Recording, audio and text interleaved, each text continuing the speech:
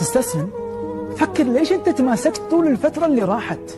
قبل لا تستسلم فكر، هل فعلا الحلم بهالسهولة تيأس من تحقيقه؟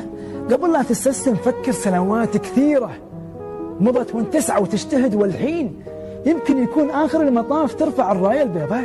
حلمك، أمانيك يستحقون القتال حتى يتم امتلاكهم، رغم أن كل من حبطك، رغم أن كل من زرع في قلبك اليأس. أنت قوي لدرجة أنك أنت متماسك لسنوات، راح تتماسك لسنوات ثانية لعناق هذه الأحلام. لا تخذل نفسك. اجتهد فقط، مو لازم يكون بعد هالاجتهاد نجاح قوي، مو لازم الناس يدرون عنه وتسمع تصفيق من حولك. كونك سويت اللي عليك هذا بحد ذاته نجاح لنفسك.